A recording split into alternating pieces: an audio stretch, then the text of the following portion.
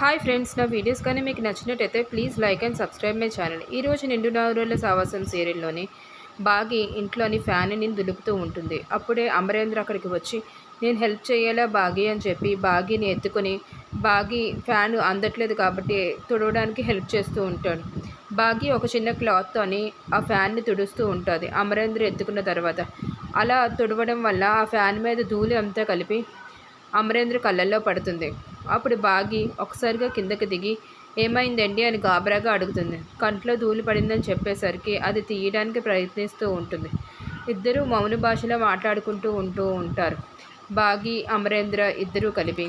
అప్పుడు బాగి అమరేంద్రని అలా చూస్తూ ఉంటుంది. అమరేంద్ర కూడా బాగిని అలా చూస్తూనే ఉంటాడు.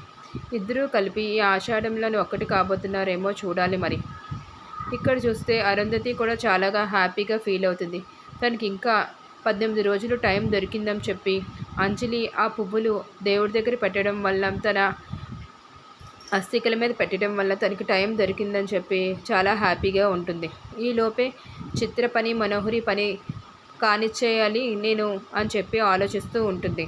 గుప్తా గారి మట్టుకు ఇంకా నేను ఈ అమ్మాయిని అన్ని రోజులు భరించాలా అని చెప్పి బాధపడుతూ ఉంటారు. అరుంధతి మట్టుకు చాలా హ్యాపీగా